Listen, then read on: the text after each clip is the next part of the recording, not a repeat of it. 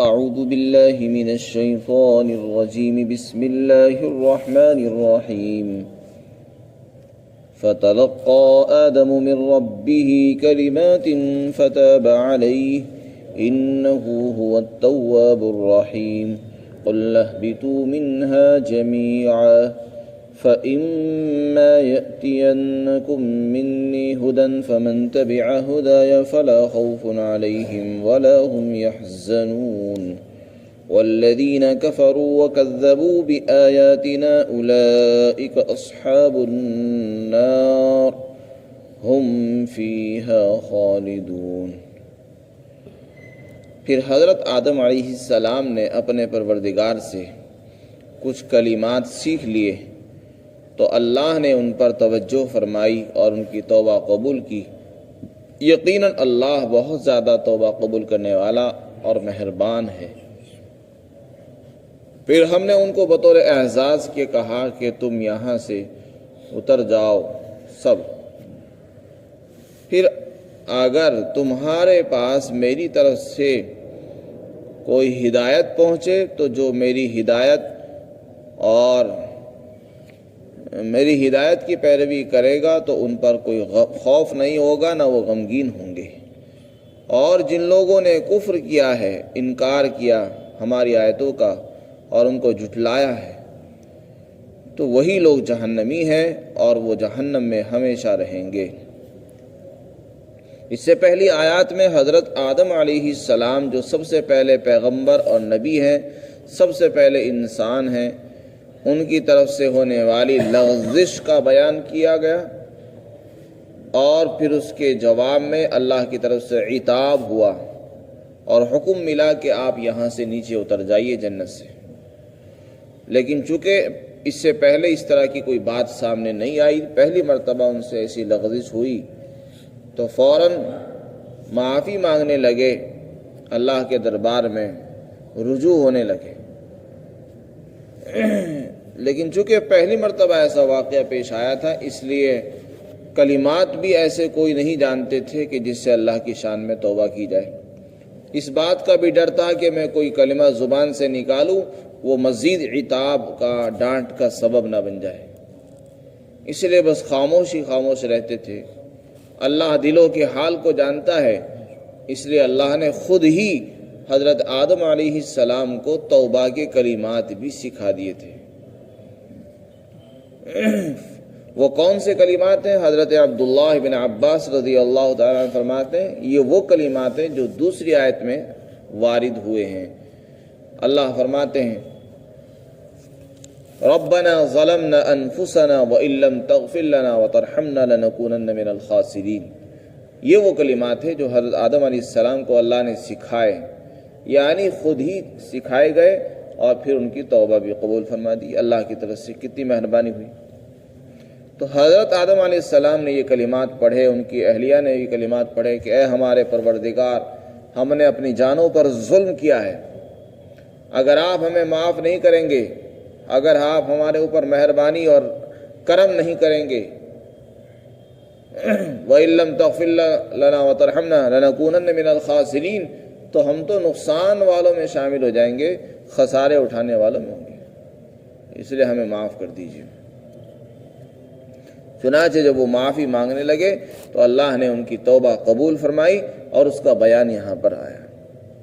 حضرت آدم نے اپنے رب سے کچھ کلمات سیکھ لیے تھے اور پھر اللہ نے ان کی توبہ قبول بھی فرما دیا۔ آگے ارشاد فرمایا کہ اللہ بہت زیادہ توبہ قبول کرنے والے ہیں۔ یہ تواب اللہ کی صفت ہے۔ تواب کے معنی اصل تو رجوع کرنے کے آتے ہیں، جو بہت زیادہ رجوع کرنے والا ہوتا ہے اس کو تواب کہتے ہیں۔ یہ نام چونکہ اللہ کے لیے اور مخلوق دونوں کے لیے استعمال ہوتا ہے، اس لیے اس کے دونوں ہی معنی ہوتے ہیں۔ جس وقت یہ مخلوق کے لیے استعمال ہو تو اس کے معنی ہوتے ہیں رجوع کرنے والا، جیسے کہ ان اللہ یحب التوابین ویحب المتطہرین، اللہ بہت زیادہ رجوع کرنے والوں کو پسند فرماتا ہے، جو توبہ کرنے والے ہوں اللہ ان کو پسند کرتا ہے۔ اور جب اس کی نسبت اللہ کی طرف ہو تو پھر اس کے معنی توبہ قبول کرنے کے آتے ہیں۔ تو یہ ایسا نام ہے جو بندوں کے لیے بھی استعمال ہو سکتا ہے اور اللہ کے لیے بھی اس کا استعمال ہوتا ہے۔ یہاں اللہ کی صفت کے طور پر استعمال ہوئی تواب، یعنی توبہ قبول کرنے والا۔ رحیم، رحیم کے معنی مہربان۔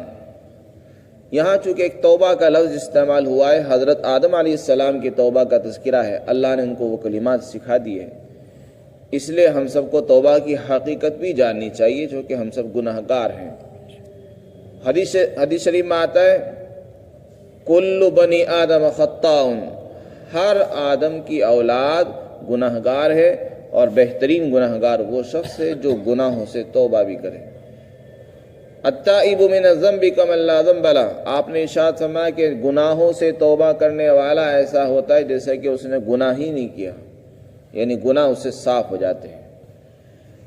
تو پھر ہمیں توبہ کیسے کرنی چاہیے؟ حضرات علماء نے توبہ کے لیے 3 شرطیں بیان فرمائی ہیں کہ اگر آدمی سے غلطی ہو جائے تو اس کو چاہیے سب سے پہلے اپنے گناہ کو گناہ سمجھے اور اس پر ندامت اور شرمندگی کا اظہار کرے،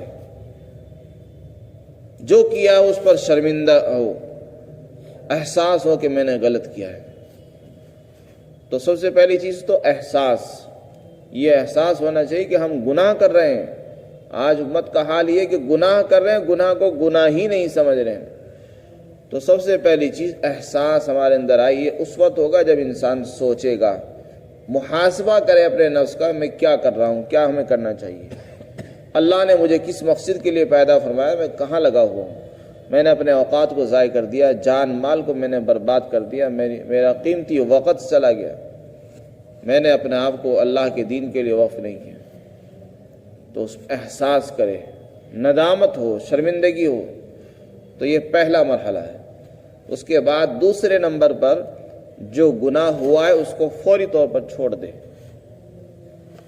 پھر تیسرا کام یہ کرے کہ آئندہ کے لیے پختہ ارادہ کر لے کہ کبھی یہ کام نہیں کروں گا جس سے میرا رب ناراض ہوتا۔ تو یہ 3 شرطیں جب پائی جائیں گی تو انشاءاللہ پھر اس کے بعد اللہ کی بارگاہ میں توبہ کرے کہ اے اللہ مجھے معاف کر دے، تو انشاءاللہ اللہ کی طرف سے بھی امید ہے کہ اللہ اس کی توبہ قبول فرمائیں گے۔ یہ اس وقت ہے جب کہ اللہ کا حق ہو، اور اگر غلطی حقوق العباد کے تعلق سے ہو، مثلا کسی بندے کا کوئی حق تھا وہ ہم نے ادا نہیں کیا، ادائیگی میں دیر ہو گئی، یا ہم نے مار لیا تھا بعد میں احساس ہوا، تو اب اس کی توبہ کی شکل یہ ہے کہ پہلے تو ہمیں اپنے کیے پر ندامت اور شرمندگی ہو، دوسرے اس گناہ کو فوراً چھوڑ دیں، آئندہ نہ کرنے کا ارادہ کریں، اور ساتھ ساتھ جس کا جو مال جو حق ہے اس کو اسی وقت ادا کر دیں۔ کسی کو ہم نے تکلیف پہنچائی ہے اس سے جا کے معافی مانگ لے، کسی کو ایذا دی ہے، دل دکھایا ہے، اس سے جب آپ توبہ کر اس سے جا کے معافی مانگ لیں، اس سے معافی مانگ کر اللہ کے سامنے ہاتھ پھیلائیں گے تو انشاءاللہ آپ کی توبہ مکمل ہوگی۔ ہم یہ سمجھتے ہیں کہ بس بزرگوں کی مجلسوں میں چلے جائیں، ختم شریف کی دعاؤں میں ہم شریک ہو جائیں، رمضان کی 27ویں شب کی دعا میں ہم شریک ہو گئے، تہجد میں ہم اللہ کے سامنے ہاتھ پھیلائیں گے، ہماری توبہ قبول ہو جائے گی، چاہے ہم لاکھ لوگوں کو ستاتے رہیں، تکلیفیں پہنچاتے رہیں، لوگوں کی زمینیں دبا لیں، لوگوں کے مال دباتے رہیں، اس طرح توبہ قبول نہیں ہوتی۔ اللہ اپنے حق کو معاف کر سکتا ہے، اللہ بندوں کا حق معاف نہیں کر سکتا۔ تو وہ جو 3 شرطیں بیان کی گئی وہ اللہ کے حق سے متعلق ہے۔ ہم سے اللہ کا کوئی حق چھوٹا ہے، کوئی حکم چھوٹ گیا ہے، اس میں ہم یہ 3 چیزیں کریں تو انشاءاللہ اللہ اپنا حق معاف کر دے گا۔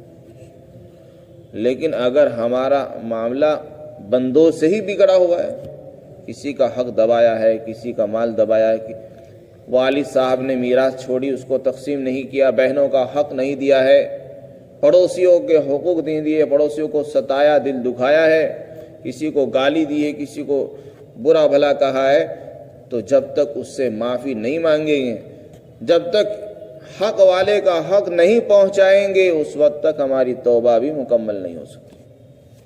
اس لیے توبہ کے لیے وہ شرط بھی ہے۔ تو حضرت آدم علیہ السلام کا معاملہ چونکہ اللہ کے ساتھ تھا، اللہ کے حکم کے اندر غفلت ہوئی اور نسیان ہوا، اجتہادی غلطی ہوئی، اس لیے اللہ سے انہوں نے رجوع کیا، اللہ نے معاف کر دیا۔ جب تعلق بندے سے ہو تو بندے سے بھی رجوع کرنا پڑے گا۔ فرمایا اللہ تو بہت توبہ قبول کرنے والا، بس بندے کی طرف سے ہاتھ اٹھانے کی دیر ہے، کوشش کی دیر ہے، ورنہ اللہ تو بہت معاف کرتا ہے۔ اللہ قرآن میں فرما رہا ہے یا عبادی الذین اسرفوا علی انفسہم لا تقنطوا من رحمت اللہ، اے میرے بندو، اے میرے وہ بندو جنہوں نے اپنی جانوں پر ظلم کر دیا ہے، زیادتی کر رکھی ہے، یعنی گناہ کر کر کے اپنے اوپر ظلم کر رکھا ہے۔ اسرفوا علی لا تقنطوا من رحمت اللہ، میری رحمت سے نا امید مت ہونا۔ اللہ گناہگار بندوں کو خطاب فرما رہے ہیں، یعنی اللہ کس قدر مہربان ہے، اپنے گناہگار بندوں کو پکار رہا ہے، اے میرے گناہگار بندو مجھ سے نا امید مت ہونا، تم سے ضرور گناہ ہوا ہے، شیطان نے تمہیں بہکایا ہے، لیکن ایک مرتبہ میرے پاس آ جانا، میرے سامنے ہاتھ پھیلا کر سچی توبہ کرنا، میں توبہ قبول کروں۔ تو اللہ کس قدر مہربان ہے، ہم اور آپ اس کا اندازہ نہیں لگا سکتے۔ جو اللہ اپنے گناہگار بندے، نافرمان بندوں کو کہہ رہا ہے کہ تم مجھ سے نا امید مت ہو، وہ تو بہانے ڈھونڈ رہا ہے معاف کرنے کے، لیکن بندہ ایسا سخت ہو گیا، جری ہو چکا ہے کہ وہ اللہ کے سامنے ہاتھ اٹھانے کو تیار نہیں، اس کے پاس معافی کا وقت نہیں۔ اس لیے ہم سب یہ نیت کریں کہ انشاءاللہ روزانہ توبہ کریں گے، صلاۃ التوبہ پڑھ کے سوئیں گے، بغیر توبہ کے ہم نہیں سوئیں گے۔ روزانہ گناہ ہوتے، روزانہ ہم معافی مانگنی ہے۔ کیا پتہ کل کو صبح ہم بیدار بھی ہوں یا نہ ہو، کل صبح ہمیں ملے یا نہ ملے، اس سے پہلے ہی ہماری زندگی کا خاتمہ ہو جائے۔ اس لیے ہر شخص کو چاہیے کہ توبہ کے ساتھ ہی سونا چاہیے، سوئے اور اللہ سے معافی مانگے، جس کا جو حق ہے وہ ادا کر کے پھر سوئے۔ کسی کو کا دل دکھایا ہے اس کو رات ہی میں معافی مانگ لے اس سے، اور پھر اس کے بعد بستر پر جائے۔ قُلْنَا اهْبِطُوا مِنْهَا جَمِيعًا، اللہ نے فرمایا پھر ہم نے ان سے دوبارہ کہا کہ تم سب یہاں سے اتر جاؤ۔ اب سوال یہ کہ یہی حکم پہلے بھی آیا، یہی دوبارہ بھی آیا۔ جس وقت حضرت آدم اور حضرت حوا علیہ السلام سے لغزش ہوئی تو ان کو یہ حکم ملا تھا کہ نیچے اتر جاؤ، اور وہی حکم دوبارہ بھی آ رہا ہے، تو دو مرتبہ حکم کیوں دیا گیا نیچے اترنے کا؟ جواب یہ ہے کہ پہلا حکم تو بطور سزا کے تھا، جب غلطی ہوئی تو فرمایا گیا کہ نیچے اتر جاؤ، لیکن دونوں کو چونکہ بہت زیادہ ندامت، شرمندگی ہوئی، دونوں نے توبہ کی، اللہ نے توبہ قبول فرما لی، تو پھر اللہ نے اپنے انداز کو بدل دیا۔ پہلا حاکمانہ انداز تھا، اب حکیمانہ انداز ہے۔ پہلے سزا کے طور پر حکم تھا کہ نیچے اتر جاؤ، لیکن اب جب توبہ قبول فرما لی تو فیصلے کو تبدیل نہیں کیا، فیصلہ ویسا ہی رہا، اور یہ فرمایا کہ لیکن اب بھی اترو، لیکن اب اعزاز کے ساتھ کہا جا رہا ہے کہ اب نیچے تشریف لے جاؤ۔ پہلے سزا کے طور پر تھا، اور اب جو ہے اعزاز اور اکرام کے ساتھ کہا جا رہا ہے کہ نیچے تشریف لے جائیے، نیچے چلے جاؤ۔ اب نیچے کیوں جانے کا حکم ہوا؟ جب معافی مانگ لی گئی، توبہ قبول ہو گئی، تو اس کا جواب یہ کہ چونکہ اللہ نے حضرت آدم کی تخلیق کے وقت اپنا مقصد بیان فرما دیا تھا کہ میں نے آدم کو جو پیدا کیا ہے وہ زمین کی خلافت کے لیے بنا ہے، زمین پر، روئے زمین پر میرے احکام کو نافذ کرنے کے لیے آدم ہیں، اس لیے میں نے ان کو پیدا کیا ہے۔ تو چونکہ ان کو پیدا کرنے میں بہت سی ہزاروں مصلحتیں اور حکمتیں چھپی ہوئی تھی، اس لیے ان کو پورا کرانا بھی ضروری تھا۔ اس کے لیے حضرت آدم کو اب دوبارہ سے بھیجا جا رہا ہے اعزاز اور اکرام کے ساتھ، ایک ذمہ داری دے کر کہ آپ وہاں کے خلیفہ ہیں، وہاں کے نائب ہیں، وہاں کے جانشین ہیں، اللہ کے احکام کو پورا کرائیں گے، امت کی رہبری، تعلیم و تربیت کا کام انجام دیں گے، اس کے لیے آپ کو بھیجا جا رہا ہے۔ تو کسی کو یہ اشکال نہ ہو کہ آپ کو تو بطور سزا کے دنیا میں بھیجا گیا، یعنی دنیا میں جو ہے آدم نعوذ باللہ سزا کاٹنے کے لیے آئے ہیں، تو یہ جملہ ایک گستاخانہ جملہ ہے، نبی کی شان میں درست نہیں ہے۔ حضرت آدم سے جو لغزش ہوئی، انہوں نے فوراً توبہ کی، اللہ نے توبہ قبول فرمائی، پھر دوبارہ سے ان کو اعزاز کے ساتھ نیچے اتارا گیا دوسرے کاموں کی تکمیل کے لیے۔ اور وہ کام کیا تھے؟ اللہ تعالیٰ یہ چاہتے تھے کہ فرشتوں اور جنات کے علاوہ ایک نئی مخلوق کو ہم پیدا کریں، تو حضرت آدم کے ذریعے سے ایک نئی نسل کو وجود میں لانا مقصود تھا، اور اس پوری نسل کے اندر اللہ اپنے احکام کو نافذ کرانا چاہتا تھا، تاکہ اللہ تعالیٰ ان سے وہ عبادتیں، وہ کام لیں جس کے ذریعے وہ فرشتوں سے بھی آگے بڑھ جائیں۔ چنانچہ اللہ کے ایسے سے بندے ہوئے جنہوں نے ترقی کرتے کرتے وہ فرشتوں سے بھی آگے پہنچ گئے۔ تو انسان کو اللہ نے ایسا ملکہ عطا فرمایا ہے، اگر یہ اپنی صلاحیتوں کو بروئے کار لاتا ہے اور ان کو استعمال کرتا ہے تو اللہ اس کو فرشتوں سے بھی اونچا مقام عطا فرما دیتے ہیں۔ تو اس میں انسان میں اللہ نے دونوں صلاحیت رکھی، گناہ کی بھی ہے اور نیکی کی بھی ہے۔ تو حضرت آدم علیہ السلام کو جب دوسری مرتبہ بھیجنے کے لیے فرمایا تو فرمایا اب تمہارے پاس ہماری طرف سے کچھ ہدایات، کچھ پیغامات آئیں گے، جو ہماری ہدایت کی پیروی کرے گا ان پر کوئی غم اور خوف نہیں ہوگا۔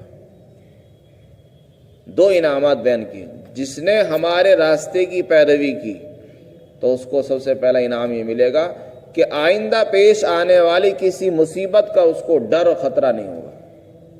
جیسے ہر انسان کو یہ خطرہ لگا رہتا ہے کہ پتہ نہیں آئندہ کیا ہوگا، کل کو کیا ہو جائے گا، تو اللہ تعالیٰ نے اپنے دین پر چلنے والوں کے لیے اس بات کا وعدہ فرمایا کہ میرے راستے پر جو چلے وہ کبھی آئندہ کی مصیبتوں سے خطرہ اور خوف محسوس نہیں کرے گا۔ اور غم کے معنی آتے ہیں جو چیزیں پیچھے چھوٹ گئی ہیں اس کا ہر وقت کھٹکا اور غم رہتا ہے کہ وہ چیز مجھ سے نہیں ہو سکی۔ تو اللہ فرماتے ہیں یہ دو ہی چیزیں انسان کے سکون کو غارت کر دیتی ہیں۔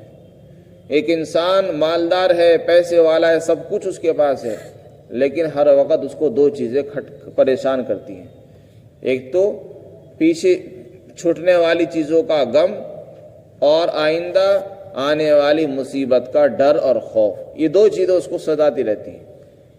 وہ اگر آرام و راحت کے اندر بھی رہے تب بھی یہ دونوں چیزیں اس کو پریشان کیے دیتی ہیں۔